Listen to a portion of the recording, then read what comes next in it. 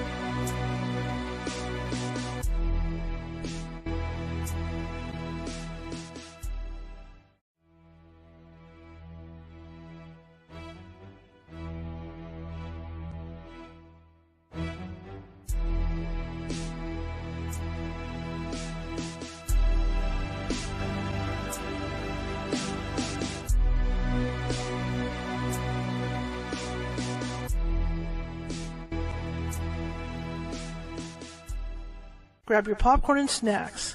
Find a comfy spot, take a seat or lie down, and let me transport you to a place of fantasy, ghost stories, ancient legends, odd creatures, alien encounters, and other magical topics. You may even decide to join the conversation.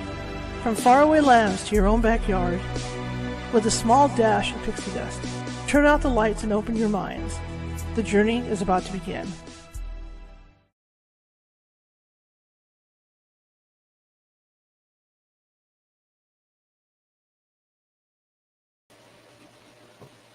Hey, how's everybody doing? Did we get hooked up here? And go. Hey, how's everybody doing? My name is Charlotte. I'm going to be your host for the next hour. I'm also the owner of the California Haunts Paranormal Investigation Team based out of Sacramento, California. We're 45 strong up and down the state, and that means if you have a paranormal problem, we can help you. It might take us a while to get to you. California is a huge state, but we will get to you. And also, for the people that we can't get to right away, we have psychics on staff who can phone you and talk to you about what you think may or may not be going on. And in most cases, they can help calm down the energy.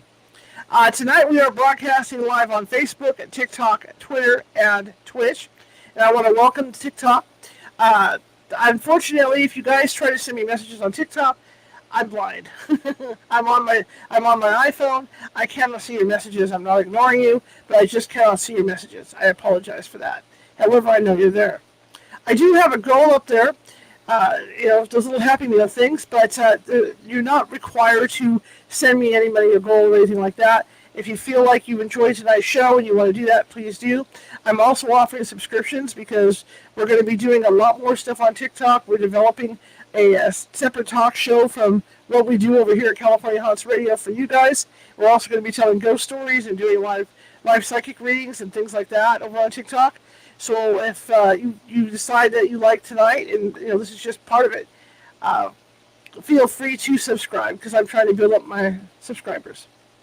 Okay, tonight it's Thursday night, and we're going to be starting a new book, Maren Muter's new book. We did read the Book of Buried Letters, Dear Flower Lady, and the book was really, really good. A lot of insight into Maren's life, and I learned stuff I didn't know about her. I've known Maren for a while. So tonight, there's kind of like a continuation of this book. And the book is titled, let me pull this up so I don't screw it up, Inside Past Life Connections, Dear Flower Lady. So it's sort of a continuation of the other book that we read. And I was also reading it live on TikTok every Sunday. Normally I read every Sunday, but I decided to kind of take a break today. It's the last day of the month. And so I decided that it'd be fun to read tonight. So for those of you in California, and central U.S., just sitting down to have dinner, or you're just sitting down to relax, take your shoes off, sit on the couch, dim the lights. It's a great book. There's nothing spooky in here or anything. I think you're going to enjoy it. For those of you on TikTok on the West Coast, same thing. Or maybe you're on the East Coast and you're just getting ready to wind down for the night. Well, feel free to put your jammies on and put your fuzzies on and lay back, have some hot cocoa, and just listen to the stories. It's a great book. It's a great read. Also, I'm looking to build up my amount of love, and for Facebook, YouTube, and TikTok, the way to get put up higher in the FYP on these places is for you guys to show me how much you appreciate what I'm doing, or if you like what I'm doing. So if you could do me a favor, and this goes for TikTok, this goes for Facebook, this goes for YouTube and Twitter and Twitch. If you like what you hear tonight and you appreciate it, please show me some love. To TikTok, there's too many going on right now. Facebook and YouTube, send me some hearts, send me some happy faces, things like that. I'd really appreciate it, okay? Because that'll put us higher in that FYP, and what that does is it puts us out there. The computer sees it, and it pushes us out to more people. TikTok, if you could find it in your heart to tap that screen tonight while I'm reading, I'd really appreciate it. I'm trying to build up my likes. I mean, we're just getting started with TikTok. It's been a month or two, and I'm just getting started with building this up. So if you could find it in your heart to double tap that screen and, send me some likes, I would really, really appreciate it. Okay, quick warning for everybody involved here. I do have permission to read this book from the publisher and the writer. Also, we are a PG-13 to a rated R channel. So if you hear something that you don't like, please do not turn me into TikTok and get me banned. Same goes for other places. Just move on, okay? Because there's other stuff that's out there tonight, and if this makes you uncomfortable, then please move on. All right? I'm sorry for the loud noise in back, everybody. It's hot here. It's like 90 right now. So I've got my through the window air conditioner. So that's what that sound that noise is in the back. Anyway, I'm going to read for about an hour from this book. Let me make sure I can do this here. And again, if you like it, you enjoy it, please tap that screen. And again, I'm looking for possible donations, possible like goodies from you guys up there. If you want, there's a goal. It just helps me keep the show on the air, keeps me producing the show, and we just keep going. And for TikTok, before I do take off and start on this, hang on 1 second. I got to get something going here. Hang on. I'm on the wrong page. Hang on. Okay. Multiple pages I am. And for TikTok, just an FYI to let you know, is normally Monday through Thursday. Oh, sorry, Monday through Friday. We do a paranormal news show, and not just paranormal, but all kinds of different topics. And tonight, like I said, we're going to do a read. Normally, we read on Sunday afternoons. So yeah, we're kind of changing it up this week a little bit to start this new book. Anyway, I hope you guys enjoy this book. I think we're gonna have a great time with it. It's just fascinating because it delves into the world. The last book delved into the world of fairies and fairy folk and all that, and that was absolutely fascinating. So hopefully you guys enjoy this book. And please, if you like what you hear, send me some love, give me some thumbs up, give me some hearts, give me some happy faces. TikTok, tap that screen, because like I said, I'm trying to build up my likes because I'm just starting out on, going on TikTok. All right, so here we go, and we're going to start reading, and let me pull it up. I may have to make some adjustments to size on this stuff, so let's see. And already we're not going. Okay, what's going on here? Okay, here we go. All right, I'm going to blow this up a little, enlarge this a little bit so I can read it because I have old eyes and I'm blind as bad. So let me do this real quick. Okay. So here we go. It took eons to get the soil just right, eons to fine-tune the amount of sunlight, and rain was just enough cloud cover. Okay, hang on, it's not moving. Okay, and storms to adjust the humidity levels and temperatures. By simmering a proprietary blend of oxygen, nitrogen, carbon dioxide, and other elements, the gods were preparing the earth for scenes full of creatures and plants who would take their turns on stage. Eventually, these life forms roamed the waters and climbed the highest peaks.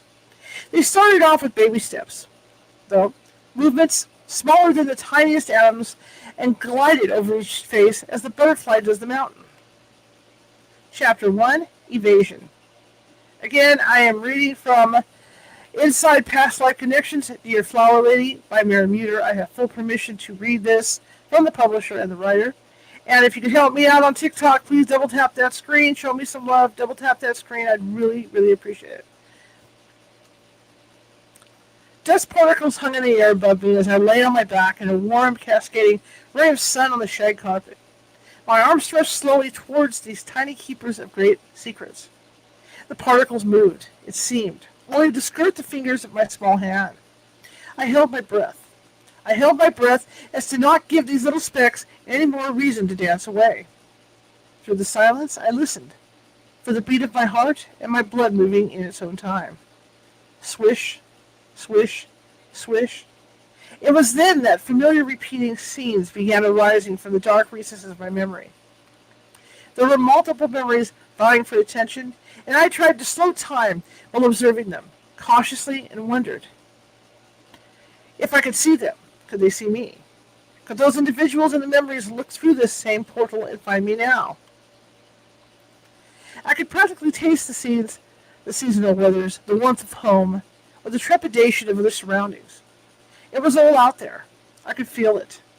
But no matter what recollections the memories brought, here I was, helpless and trapped in a new body, one that had me starting all over again. The sun poured in through the window now. Mount Hood stood strikingly white against the odd blue horizon that stretched beyond Portland, Oregon. Birds chirped. Outside, the grasses were moist and green. It was a peaceful facade. Part of me knew exactly what I was doing here. Evasion. The dust knew the truth, though. I couldn't hide my secrets from them as they floated so innocently around the long fingers of my small hands. How long could I stay here without being discovered? As soon as I was able to climb out of my crib, I was escaping. Well, maybe I was hiding. It was like I'd been dropped into a jungle, and my senses were aware of everything around me, acutely aware, and I was looking for something, anything familiar. Shh, my mind would remind me, quiet. It was as if I'd stolen away to hide behind the mask of a new identity. As soon as my fisted crayons could move in a somewhat organized manner, I drew yellow stars, one triangle up, one triangle down. Then I drew pentacle stars, both by the hundreds. Each version of the star connected me beyond this life, beyond the world of the yellow canopy bed that I grew into and eventually out of, beyond the world of the cranking windows, beyond the desk and dresser, beyond the preschool. That connected me to the more. I knew it was all out there. The stars twinkled everywhere I placed them, usually under my bed or in the closets. Of course, it wasn't the stars in particular that connected me to these other places. They were merely symbols that hinted at a bigger story. To me, the stories were both a balm and a threat. They felt kind of like how a chipmunk might feel relaxing on the earth, enjoying the afternoon sun, but always ready for the bobcat that may wander by and want a snack. Every now and then, the memories left me looking over my shoulder. Sometimes the thoughts of them rose through the sound that was my mother's footsteps, my father's footsteps, anyone's footsteps, really. Sometimes they sent me to crouch behind the sofa, or left me wriggling deep into the closets behind their hanging coats and dresses. Parts of me, I came to realize, were hiding from different memories, and for different reasons. Some of the stars were young. They were more playful, but secretive still. Like me, they had to be quiet and not draw attention. But then there was a memory that was more grown up. It kept my heart alert, ran chills down my spine with a sudden moving or loud noise, and taught me not to react, but to stay calm, level, and ready. It was this memory that had me hiding. As I got older, this was the memory that had me checking on my siblings and parents in the middle of the night sometimes, standing outside their bedroom doors, ears straining for that beautiful rhythm of sleeping breath. It was this memory I wanted to protect them from. Fragmented imagery, the dusty corridor, the sound of quiet but determined steps that carried a mysterious man down his darkened pathway that led to my door. The turning of the doorknob, the chill that raced from my heart as I hid behind the opening door while his collected voice spoke ominously. I know exactly where you are. And then, I never wanted to repeat the and then to myself, so I blocked it out. It was so final, so resolute, and there was nothing I could do to stop it. My father's office in our 1937 brick home was an unfinished garret. It ran long to his desk, which was eerily placed beneath a single small window, looking out like a spyglass to the midline of forested pines. Just inside the door, heading to my father's office, a small ladder on the right led to the steep eaves of the house. Up the ladder, a hand-laid brick chimney stood between the rafter space, piercing the roof. From 2 floors below, the chimney guided the warm, soothing, almost hypnotic fire smoke to freedom. Heat from the fire never seemed to warm the bricks enough to alter the attic's temperature in the cooler months. This upper portion of the attic was all but empty, save for the exposed beam rafters, small window lighting, the east and west ends of the room, and the slightly dusty scent of ozone on rainy mornings. Up in the attic, this particular memory was so close that it felt just barely out of reach amongst the exposed wood beams. It called to me through the damp silence, hushed through the creaking bones of the antique house. Sometimes I would brave the small ladder leading to the eaves, to the riddle of this memory that held so much trepidation. I would try to solve its mystery some nights, before having to once again brush my teeth, climb into bed, and lay there watching the door. It wasn't every night this particular memory showed up. Like our memories here in this life, these former memories would slip in now and again, sharing different scenes, different lives, different moments. It was His Holiness, the 14th Dalai Lama, who said, "When science doesn't find something, there are 2 possibilities. The not finding of something that doesn't exist, and the case of, even though something exists, it can't be found." Both cases are distinct from one another. For example, if we were to talk about past lives or the lives in between lives, there is no way at this time to prove them scientifically, either by creating solid, tangible evidence of material or through the equation of figures. But that does not mean they don't exist. History is sprinkled with mythologies of those that have spoken to gods and angels. Even today, there are those who say they communicate with the dead. Others still tell of fortunes to come. My dog made me jump. Did you hear that? I jumped about a foot just now. Fortunes to come. What is the chance, though, of meeting one who was born in the curtain between here and there? Someone kind of caught between two planes. Will they know which memories are currently theirs? Or would they feel all memories equally? It took until I was 3 years old, but I was able to speak and therefore share the dreams of my parents. Even then, some of the words I wish I could say were associated with memories that were places and times not in this material version of my life. The words, therefore, felt unapproachable, and my thoughts remained silent. There is a difference between a memory and an imaginary play.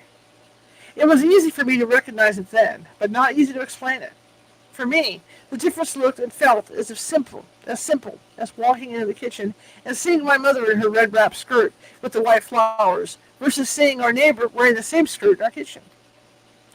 I knew my mother the way she moved, how she touched me in the silent welcome to her side. Likewise, I knew the memories, just as I knew the sounds of daybirds and Jeep engines, the fragrance of linen drying in the sun, or the feel of distant winds of an impending storm. The imagined plays, however, were less concrete. They could change at my will, shifting from pirates to Tom Sawyer to bedtime stories such as A Lion in the Meadow by Margaret Mahy. I hope I said that right. A beautiful story that spoke to what it means to make up stories. And, much like in the book, as I asked for help, my parents believed the recollections I shared to be creative nonsense. So, instead of talking about them, I would venture into the woods, into the attic, or anywhere I could hide away and allow my mind to process its thoughts and explore how they relate to the life and the world around me. Chapter 2. Acclimation and Assimilation. Again, if you like what you hear, please double tap that screen. Show me some love. Send me some likes. I'm trying to build my likes up. Same thing over at Facebook and everywhere else. Show me some thumbs up and some likes and all that good stuff. I'd really appreciate it. Just starting out, you guys. Again, I have permission from the author and the writer to read this book. Chapter 2, Acclimation and Assimilation. To assimilate suggests you change in some way to match your surroundings. People often say that immigrants need to assimilate when they move to a new country. By acclimating, you get used to a new environment without necessarily changing. In some ways, you might acclimate to a new culture without assimilating. The most frustrating part of childhood for me was trying to communicate. The thoughts and information passing through my mind as a child were far deeper than what I was able to express. For some reason, there was a disconnect between the eternal inside and temporary outside. Speech on the inside was, and is, eloquent. The breadth of language, the variety of accents, and the overall vocabulary were all astounding. The music and poetry created was done so as a backdrop or narration to the movement of interaction. Interactions could be as simple as staying in bed, soaking in the rising sun, and hearing the progression of the morning bird song. Or they could be as complex as learning some people really do not, like little tree frogs. A lesson I learned by making my sister throw up when I showed her such a frog. Adding to the complexity was another lesson immediately learned. Cleaning up someone else's vomit can induce your own.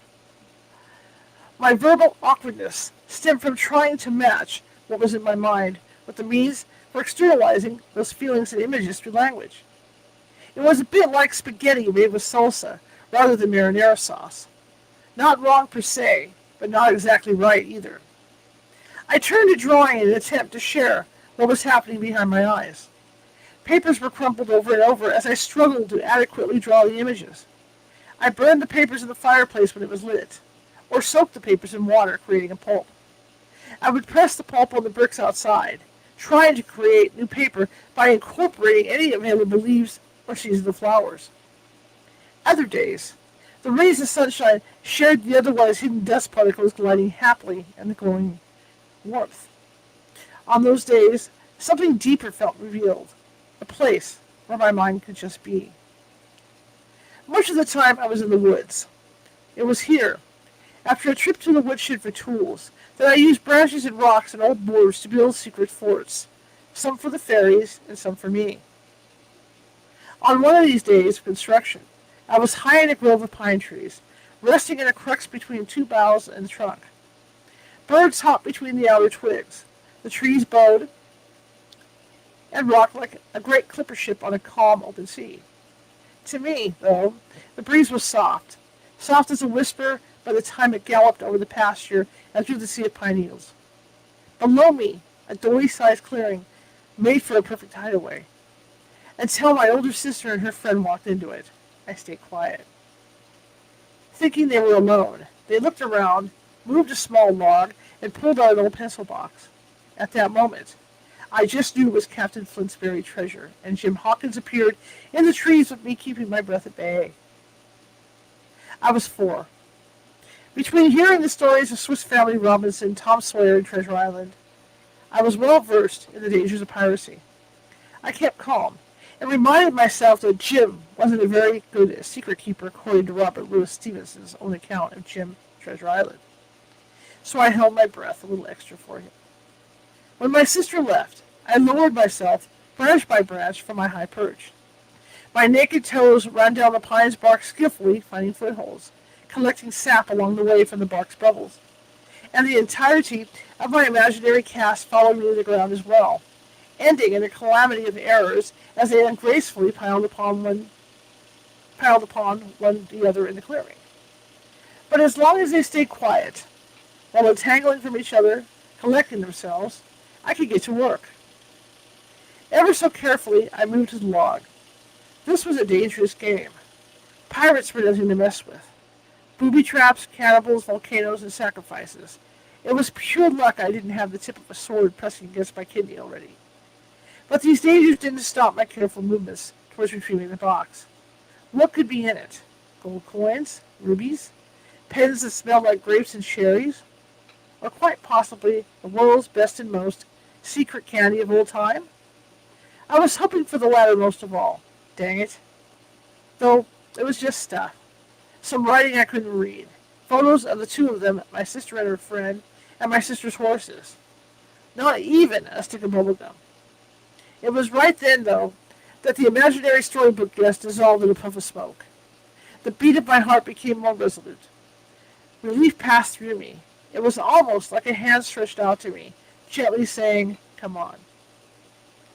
Once again, my breath caught on the inhale, but this time it stopped because of recollection. Not from fear of being discovered in the pine tree. A morning dawn broke in my chest, a rising sun awakening my soul. It was as if the next actions I took and the decisions I made had always been there, just waiting for me to open that pencil box. Kind of like when the din expands into the air around after the lamp is rubbed. I felt that spirit saying to me, "It's time." It all made sense, and worlds I had been missing my entire life showed up like the memories of all memories. These memory lives, which I now know were memories from past lives I had lived, flashed before me with such power that they seemed to almost outweigh the physical life that 40-year-old me was currently living. I knew what to do. I returned the pencil box to its hiding place. Then I scrambled through the trees, up the pasture, over the lawn, and through the front door. My mother had a jar of buttons in the sewing closet outside her bedroom. I would take it out and play with the buttons every so often. But today it wasn't buttons I was after. It was the jar. All I needed now was a pencil and a piece of paper. I carefully deposited the buttons back in the sewing basket, trying not to make too much of a mess. After taking the jar upstairs to my room, I went to find my sister. She was big, almost 10, so she knew a lot of things. Like how to write in a straight line and how to spell flower, and dear, and lady. Soon, the edge of my hand was practically a pencil of its own, from all the lead that collected while practicing my writing. It needed to be just right. Dear Flower Lady, there. It was the most beautiful thing I had ever seen or felt in my heart. I was writing home. Chapter 3, Remote Perspectives. Again, if you like what you hear, please leave me a thumbs up, leave me some hearts, leave me some happy faces. I'd really appreciate it. TikTok, if you could do that for me, I'd appreciate it. I'm just trying to build up my likes on here. Here we go. Chapter 3, Remote Perspectives. Memory is part of our mind. Our mind is our consciousness that resides on the other side of the veil. What some encounter when it comes to memory or thoughts, as the brain processes them, is a Ferris wheel recirculating events in direct order, where each turn of the wheel, carrying events circulate and build upon each other in a proportion so large that they become skewed. They are almost obsessively vying for attention, skewing scenes and embellishing parts they know will hijack our thoughts. The actual memories, though, are not stored in our brain. They are in our mind, which resides outside of our body. It is up to our brains to process them. So it is our brains that skew these messages from the other side. Our brains are processing events stored in a remote or non-local location. What happens when our brain begins hyper-focusing on a situation or memory? It raises the level of importance. When we have a problem to solve or an issue of sorts that we cannot let go of, even after its resolution, and we keep recalling the memory or thought, ruminating, our brain begins to think there's more to the situation than there really is. At this point, our brain begins tailoring the translation so it fits with the urgency of the constant recall. This process truly can make mountains out of molehills. For example, let's say you were given a new job offer. The company that is offering the job is in a new location. The pay is much better, but you would have to start all over again socially. This causes you some anxiety. Plus, you've never really moved out of the area before and don't know what it's like living or like having someone come in to pack your things. The idea feels pretty big. The opportunity is great, though. It is your dream job. You've been working towards it quietly in the back of your mind for several years. But again, it would be so much better if you didn't have to move. For a week you ponder this, and the company calls and asks for your answer. Even at the moment you get ready to announce your decision, a wave of anxiety rushes through you. After you make your decision known, rather than committing to you, start questioning. Rather than committing to you, start questioning. Did I do the right thing? Your brain starts analyzing your choice almost more than it did before the choice was made. You are second guessing, which is okay to a point, because this is how we remind ourselves of the decision, of the deciding factors. Remind ourselves, my bad. This is how we remind ourselves of the decision of the deciding factors. It is a natural exercise after a major decision. Where it becomes a problem, though, is when you can't stop the analysis. Your brain begins producing more and more cortisol, more and more adrenaline.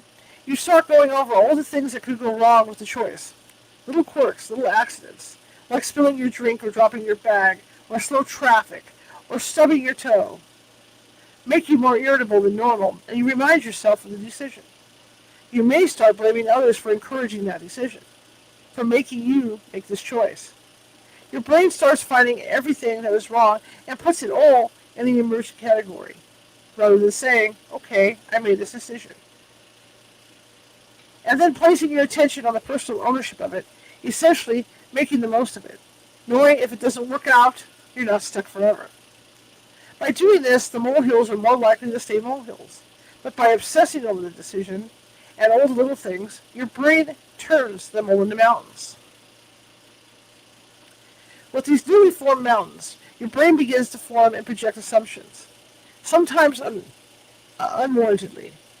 Essentially, the brain goes about believing its assumptions and pushes these assumptions upon other situations. When there is a great deal of extended anxiety and recirculation of specific thoughts, can batter our hearts and batter our brain. Our brain begins forming preconceived notions. It can be tough to turn this Ferris wheel of memories into a more manageable form of recall. For some, it feels like there is no exit point. The Ferris wheel just keeps getting bigger, adding more seats, more memories, but never stopping to let anyone or anything off, including yourself. I once got caught on a real Ferris wheel. The cart I was seated in was towards the top and rocked back and forth in the wind.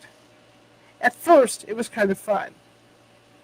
There was just enough anxiety to make my heart beat a little stronger. After a few minutes, the machinery was shut down. Seagulls landed on the giant circular frame and eyed the ocean for a snack. A half hour passed, and people started getting restless. Some yelled to get off, to get the machine turned back on.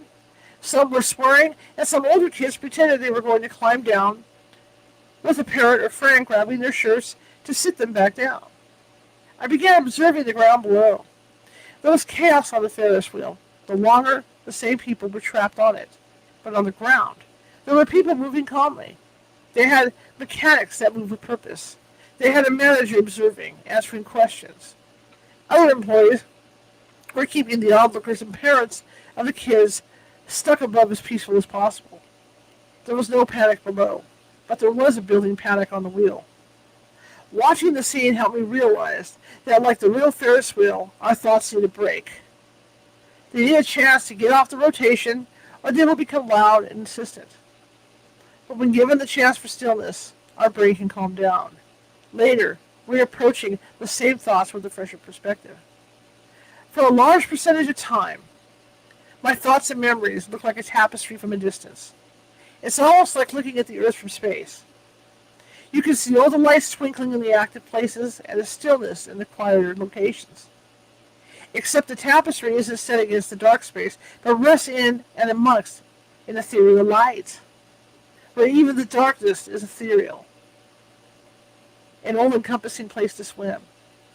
My tapestry of memory has billions of intersections and binding points. I can zoom in for incredible detail and zoom out for more of a macro view. I usually observe memory rather than relive it. In these unstructured observations, I am able to view or witness my behavior, the behavior of others, and the interactions with the environment without judgment. Looking at situations without judgment is like watching an elephant in the wind versus an elephant in the zoo. By reliving the memory, our brain casts judgment, and it can miss the nuances. It can miss the chain of events that led up to it. As an observer, I can look at the moments from different vantage points and not have defensive emotions, hate, anger, blame, to take over. By observing the sights, smells, tastes, and textures, and recalling them from different perspectives, I tend to learn more. I can soar and hover over it like a bird to glimpse the interactions between characters, which includes everything from waves of energy to rocks and plants, animals and structures, to human beings and essential elements. The tapestry contains more than just the present iteration in my life. It also includes all past life iterations. I access other iterations of existence on the tapestry by basically finding a binding point where two life strands cross in the weave. Then we can enter that binding point and observe the paths of both life iterations. To get an idea of this, hold up a piece of fine linen to the sun. Each intersection of the weave is the binding point, and the tiny space in between can be used to go around a binding point or offer alternative points of entry. Each binding point leads to another universal plane or dimensional existence. This is all, of course, a great oversimplification, but with the hope the image speaks some truth. This all-encompassing mesh, or tapestry fabric, is made of forms of vibrations or waves. When memories are triggered, or if you want to recall a specific memory, I can zoom in to hover above or enter into that scene. There's no linear timeline that I'm following, no line that I move back and forth on. Rather, I look for an interaction. An interaction could be as simple as seeing a daffodil in the garden. That daffodil may trigger an image of Mount St. Helens before or after eruption. Then the ash falls over the entire tapestry and yellow sprouts out from under the ash. This links its own geometric web of events that share particular shades of daffodil yellow. As I look at the delicate weaves of my skin, it too can be used as an example of the tapestry I'm talking about. Consciousness is not isolated to one human vessel. The majority of consciousness does not reside in the vessel I am in now, but it is outside of my current body, just as it is for all of us. Our consciousness is a connector, the weave of interaction and observation at the subatomic, subquantum levels. Levels so infinitely small they do not exist, that they surpass antimatter and create a sort of enormity. Looking at this tapestry, at my thoughts and memory, also shows the importance of connection, of interaction, of how these connections started far before my current life inception. In order to have a life experience, we need to have connection. We need to have interaction, even if it is infinitesimal. These connections and interactions are imperative, not only to our conscious being, but to our very existence. Our biological connections also show that our events and experiences were connected to us light years before revealing themselves to us in this iteration of life. We are a blend of elements that once formed the trees and helped the lunar moth fly. We are the soil. We are the air. We are decomposed material from all walks of life, because here on Earth we cannot create or destroy energy. This idea is the law of conservation of mass. Therefore, our bodies hold great secrets. We live within the worlds unseen. There is no division. We're part of the magic. Let me double check here really quick, make sure we're still broadcasting on this, because you never know. Welcome everybody who's here. Hi Pamela, how you doing? Okay, I'm going back in. We're going to go to the next chapter now. I just want to make sure. Sometimes my other broadcast will stop, but I don't even realize it because I'm over here. I'm trying to multitask here. Chapter 4, Energy is Contagious. Again, if you like what you hear, please send me some hearts, thumbs up, happy faces. I'd be really happy, especially over here on TikTok.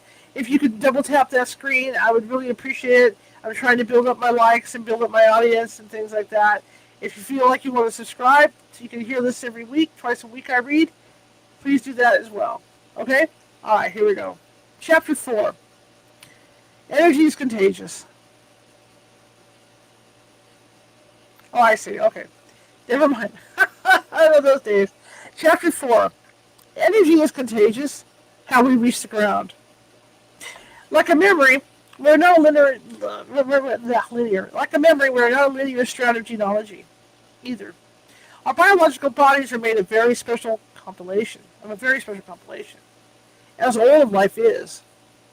We are literally bodies of the earth, of the stars, of the multitudes of the universe. We carry multiple layers of DNA. We have different proteins that are triggered through our environment, internal and external, that can set off illnesses, trigger outrage and violence, or trigger a sense of calm. They have an effect on how we go about this current life experience, and in some cases can override genetic predispositions, or at least quiet one set of predispositions while awakening another. For an example of how our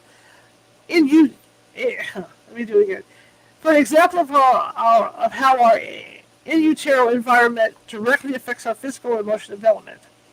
If you stress mothers during pregnancy, their children are more likely to have addictive personality traits. One of the most famous studies of this was the Dutch hunger winter of 1944-45. For months, people in Holland starved as the Nazis took their food to feed Germany. The people in Holland were starving to death. They were desperate emotionally and physically. There was no hope in those dark months. Despair and grief and anguish and fear were everywhere. For expectant mothers in the second and third trimesters, their developing fetuses were already learning what to prepare for beyond the safety of the womb. Their cells were programming based on the mother's anxiety levels.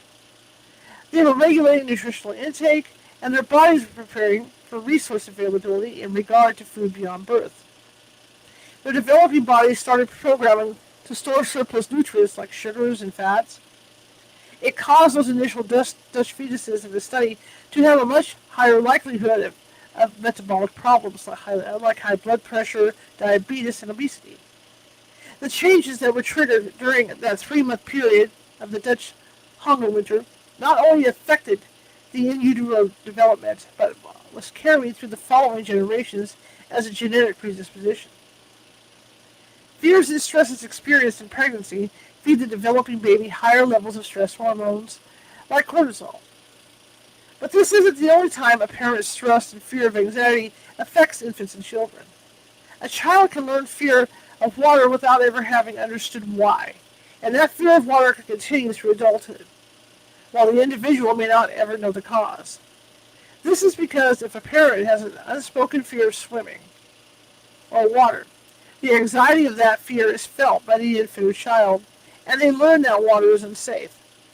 Imagine a mother or father carrying their baby or young child to dip their toes in the lake. While walking to the lake, subconsciously the parent tenses. The child feels the change in energy, and that change in energy triggers a warning that comes in the form of a chemical change. Early experiences help shape our adult behavior as well, even when the experiences happen before recall and this life is developed. We have two primary forms of memory: implicit and emotional memory and explicit memory. Each form has several subtypes. For instance, implicit and emotional memory contains such subtypes as procedural memory, conditioning memory, and priming memory. Implicit and emotional memory is where emotional impacts coincide with interpretation. The infant or child translates these experiences while trying to understand them, and in doing so, the experiences are patterned in the electrical and chemical circuits of the brain. This implicit memory, the emotional memory, is started immediately at inception and can count for part of that gut feeling we get throughout our life in certain situations. Explicit memory is a type of memory more familiar to us. It is the kind of memory that shows us details, a playback of events in our life. The playback memories don't typically take shape until a little later in our early life, which is why many people have their first memories at or about 3 or 4 years old, and rarely do they recall them before a year and a half. Interestingly, it is also at a year and a half that we first begin getting a sense of self, and a sense of our body and how our body interacts with and moves in and about the world around us. This is interesting because this directly relates to how our current consciousness works. If we use the example of adopted children, we find many of them have a fear of abandonment or a sense of rejection. Even though infants cannot recall the adoption explicitly, they can recall it implicitly. This fear of abandonment and rejection can translate as part of an undercurrent throughout their lives. They may not ever know what caused it, or that sometimes these underlying fears push people away, especially when they become too close.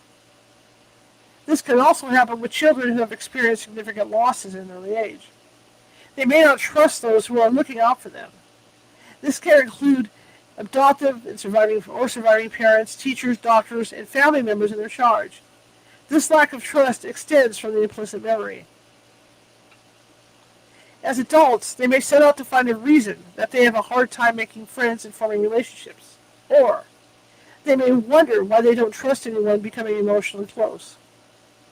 In this search, they are sometimes told these fears of intimacy and rejection stem from past life experiences. They are put into a form of hypnosis and begin exploring past life memories. These therapies can help the individual process their fears or allow them safe spaces to role-play issues that helps put a picture to their feelings. In these situations, the brain can find the needed space to find a translation that fits the person's present experiences and symptoms. It is important, however, to note that the likelihood of something from your past life experience wreaking havoc in your current life is very low. It's more likely that the underlying concerns you're presently facing were not carried over from that past life, but from your developmental environment in this current life. Chapter 5. Past life recall, two cases in contrast. If you like what you hear, double tap that screen. Like I said, I'm just starting out, and I'm just trying to build up my likes over on TikTok. So if you can help me out with that, I appreciate it. You guys know what to do on Facebook and YouTube and all those other places, because we talk about it every night. So here we go. We got a parenthesis at the top here. It says names and locations have been changed for privacy. In the following chapters, we'll look more deeply into how talking about your past life experiences can change one's present life. Past life therapies can offer an individual the chance to step back, look at a situation as an observer, and, when done effectively, help take situations off the Ferris wheel and place them on the ground. Both the environment around us and our mind, again the soul or eternal consciousness, work together to bring information to our body. Our body is the receiver. It is a translator for the environmental stimuli and the mind, and it guides this human vessel as it navigates its scene on the Earth stage. It was 1965. The New Jersey temperature decided to follow the mid-autumn season by staying cool. Leaves painted the landscape both on the branches and on the ground. For a bright and inquisitive 3.5-year-old boy named Eaton, the seasonal change seemed curious. He felt the crisp air pinch his full cheeks and heard the evening winds knock on his windows as he stirred into sleep, as if acknowledging the wind's desire to still want to play. By the time his body finally settled to rest, the air found its way through the single-pane window and snuck around the edges of his blankets that were wrapped high over his shoulders, keeping him warm. The knocking wind at first rapped like the tick of a clock, a second-hand lullaby. But soon it began to morph into a more mechanical rhythm, with gears cranking to start an engine. Eaton's brow twitched as the sounds carried him from his room, where he had been tucked in safely by his mother for the night, to the start of 3 radial engines of the German aviation company's Junkers Ju-52-3M. Eaton's blanket and bed turned into a cot. He was strapped down and couldn't move. Maybe it was just sleep paralysis, but what if it was memory? In his dreams, doctors and scientists joined his flight, watching him on the stretcher. He was alive. His head was braced and placed to prevent wobbling from any air turbulence. Electrodes broke his skin, and a drill worked through his skull. He was alive. He called for help to no avail, and was sedated momentarily by his own body passing out. Coming to, he was still there. The muffled sounds of people working on him, the swiggering of radio frequencies. He screamed out. His mother came to the room to find him inconsolable. It was a night terror that Eaton could not explain at the time because he hadn't had the words to describe or define the terror he had endured. For months the night terrors woke the house. Soon after his 4th birthday, Eaton at last found the ability to share what he was experiencing. The feelings and the fear raced through him at such speed that he anxiously climbed out of his bed and went to his parents' room, where he began pacing. The memory flashed as if he were still there, even though he was fully aware of his surroundings, as he walked back and forth at the foot of the parents' bed. The smells, the sounds, the changes in altitude. He urgently began speaking.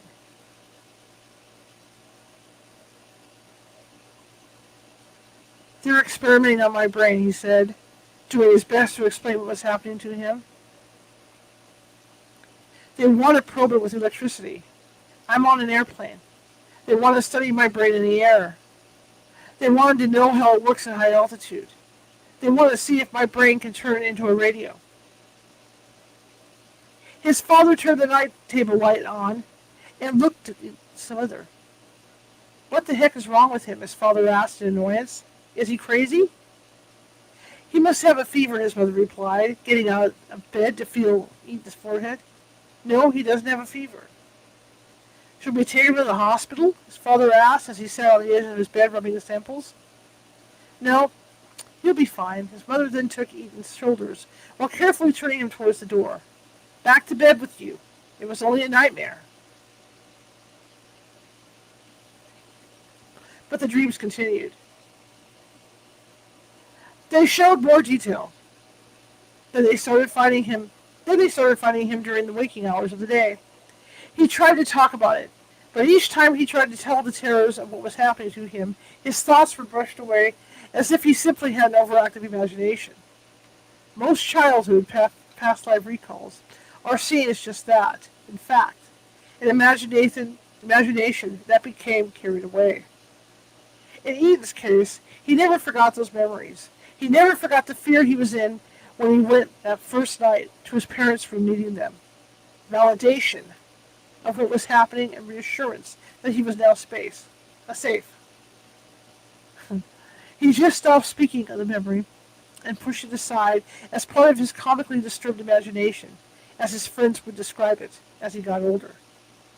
When I met Eaton, he was 49 years old, and this memory was one of the first he shared with me when we spoke about his trouble sleeping and the dreams that haunted his sleep.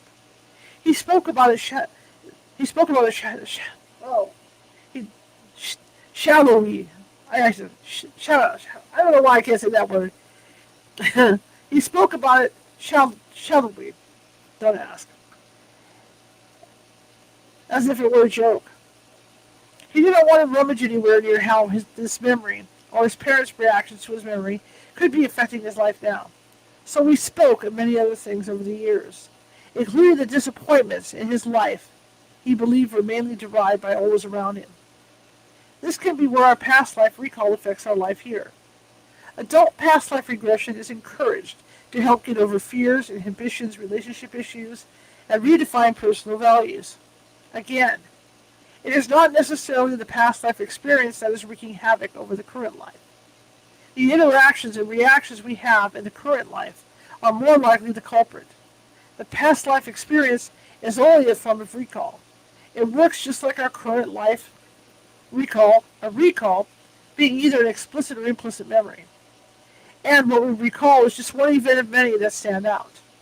Just as a memory of our childhood would stand out today. Our childhood memory is only sharing a fraction of what we did and experienced. Our past life recall is working the same way. It works the same way because they are all past life recalls.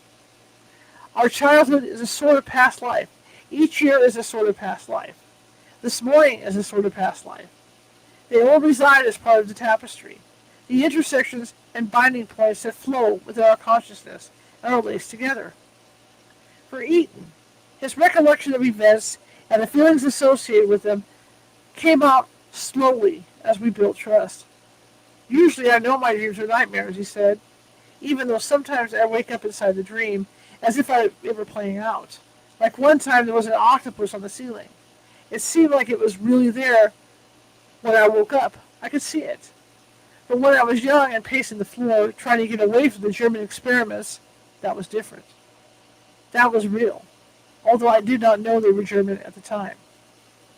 There wasn't much information about the Nazi brain experiments at altitude, especially back in 1965 when he began verbalizing the night terrors to his parents, or even a decade ago. Then one day, as I was researching another childhood past life experience, I found a Nova article. In 1942, Sigmund Rascher and others conducted high-altitude experiments on prisoners at Dachau. Eager to find out how best to save German pilots forced to eject at high altitude, they placed inmates into low-pressure chambers that simulated altitudes as high as 68,000 feet and monitored their physiological response as they succumbed and died. Rascher was sent to dissect the victims' brains when they were still alive to show that high-altitude sickness resulted from the formation of tiny air. Again, I'm going to go back to you guys and say this. This is the PG-13 to an R channel that goes for Facebook and everywhere.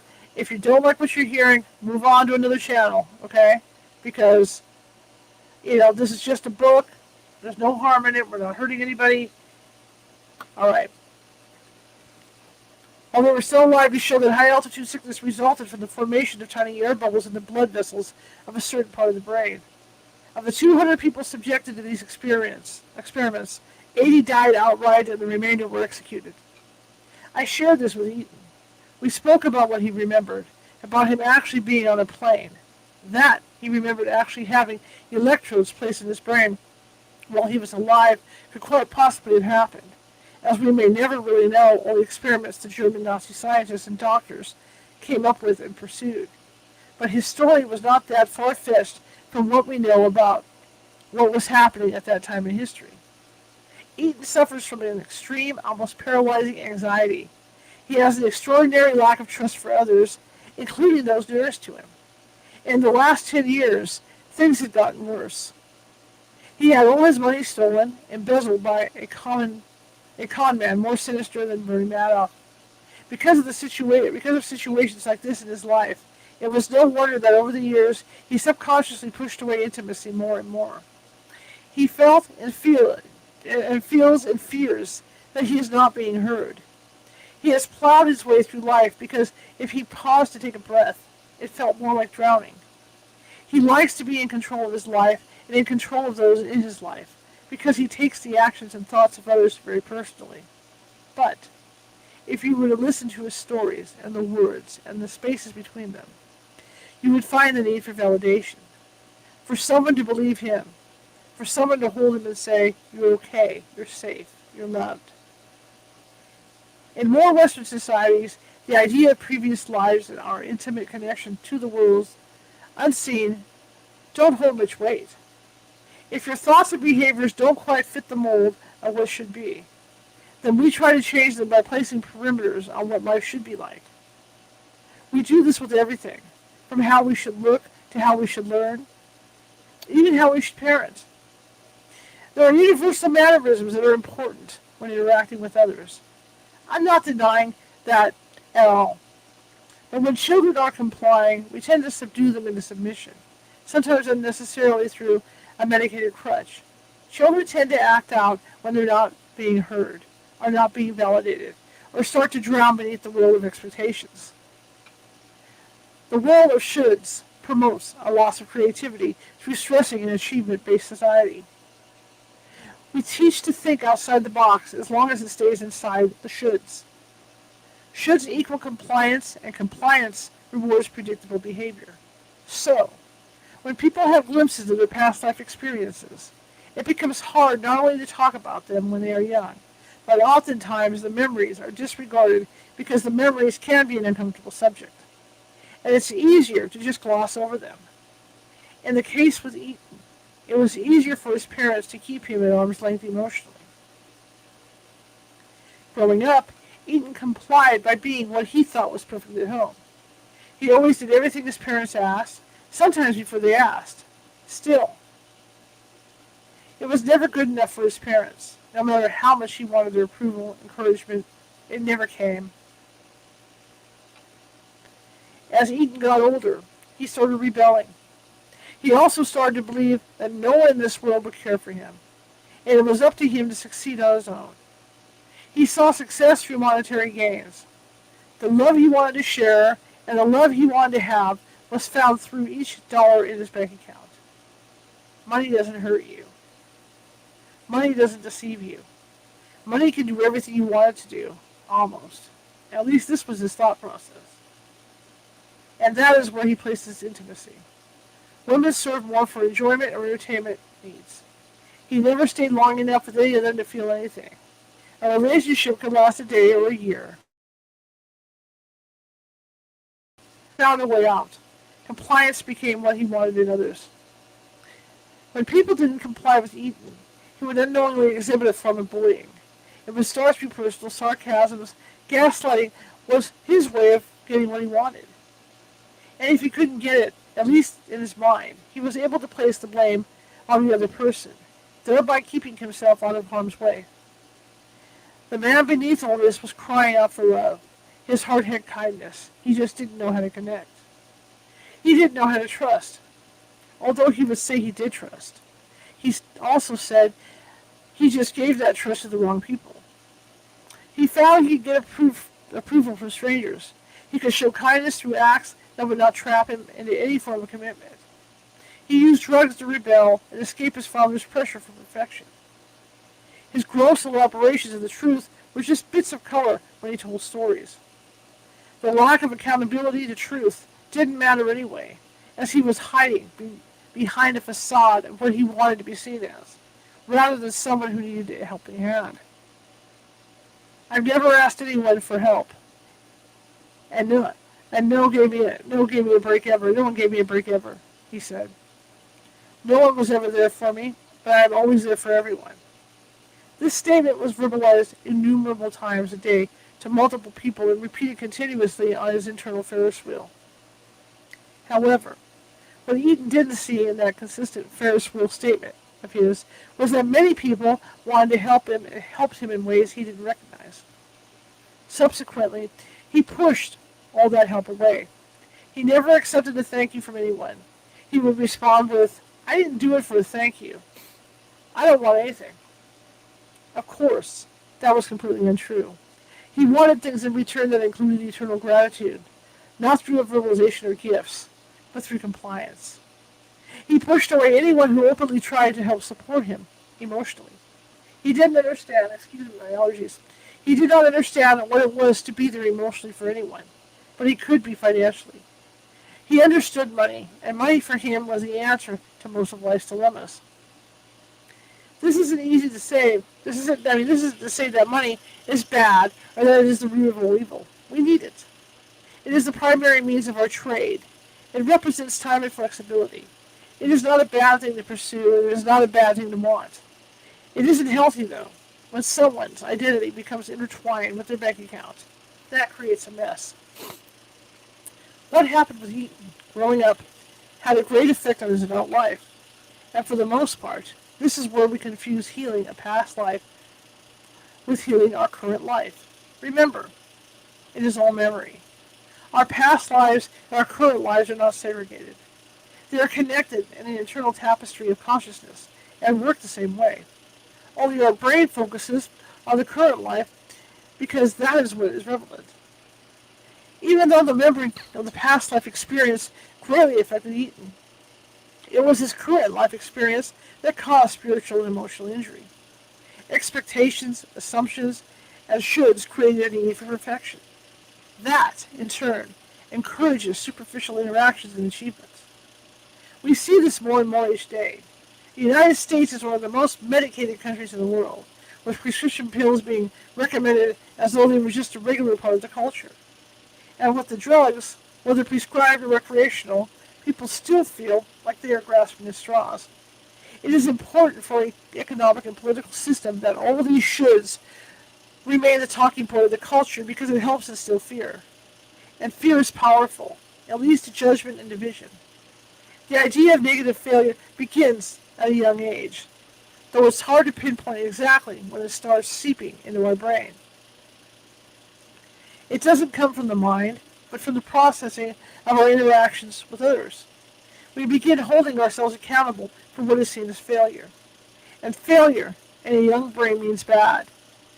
Learning to walk, falling down, and then trying again is not failure. If a baby can't master that skill, they compensate. But they don't beat themselves up or think they are bad just because they're having trouble.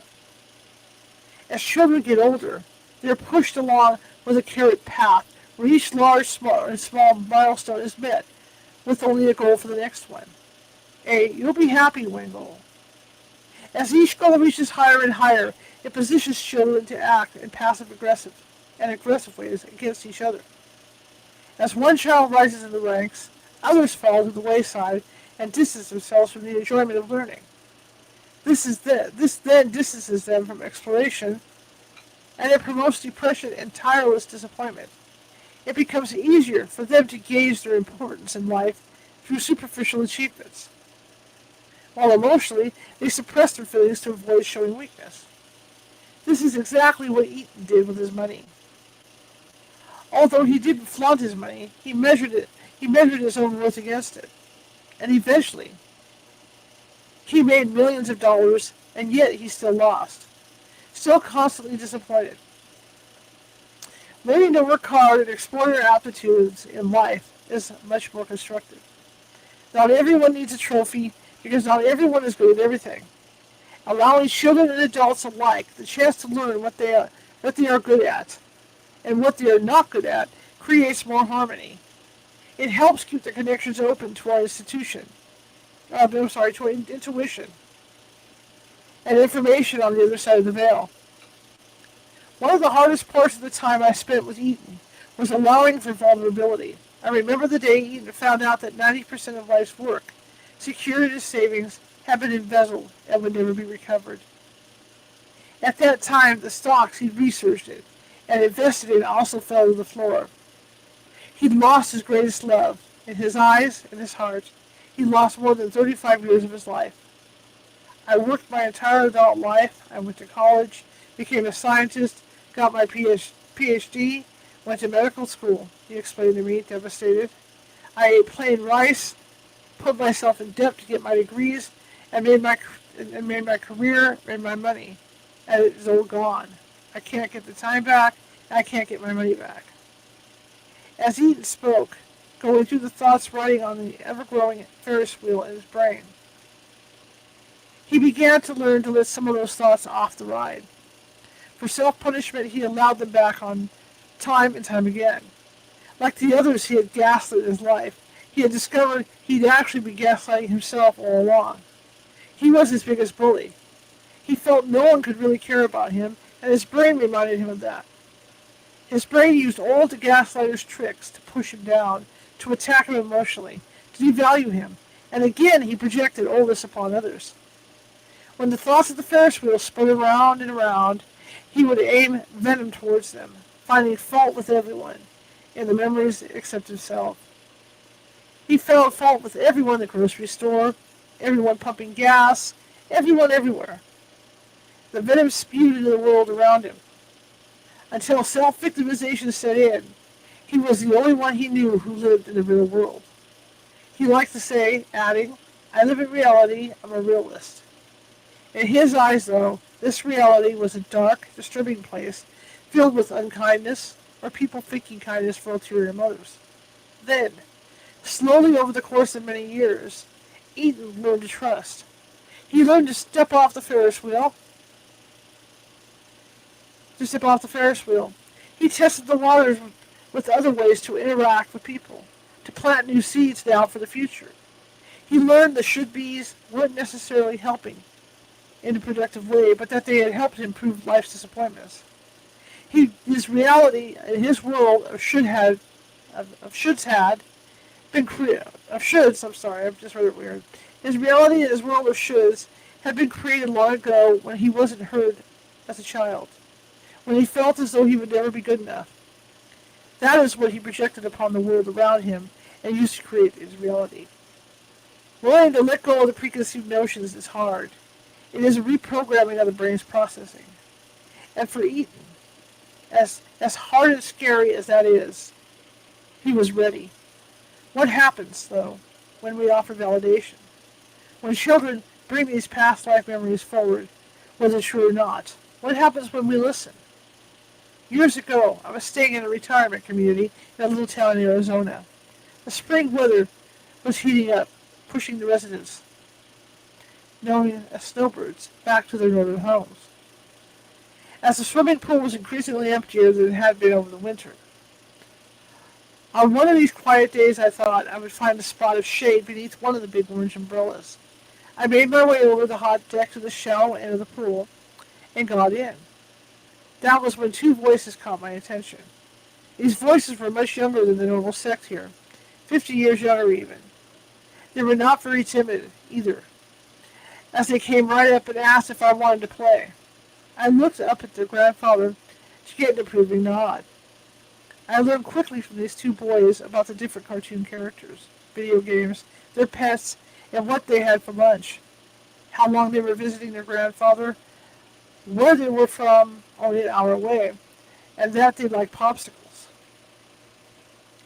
"I need to get going now, boys," I said after an hour or so of games such as Marco Polo, sharks and minnows, and underwater tea parties. "It was nice to meet you." "Can't you stay just a few more minutes?" they asked in tandem. "How about this? I will run home and bring you guys back a popsicle, and that will be a good way to say, until next time." I double-checked with her grandfather before bringing the treats back. "I want the red one, and you can have your favorite purple one," the younger brother announced while handing it to his older brother before looking back at me and saying, "I was struck by lightning and died." "What?" I said with a quick giggle, thinking it was an odd and out of the blue statement. "Oh, don't listen to that," the big brother said, playfully pushing his brother's shoulder. "He has always been talking about this stupid story. My parents tried to get him to stop lying about it, but we humor him now. Just don't listen to his nonsense." I looked at the boy who made the announcement. His lips were turning red from the frozen cherry popsicle. "Tell me what happened," I said. "Well," the boy began, I was struck by lightning, sort of next to a tree, actually. Everything got really bright, and I was not inside my whole body. It happened so fast. I tried to come back, but was told that I couldn't. But then, 5 years later, I woke up here, with this family. Where were you when this happened? I asked. When you were killed by lightning. He named the state casually. I repeated the question. Yep. How old were you? I asked. Do you remember much about your life before the lightning strike? What the cars looked like?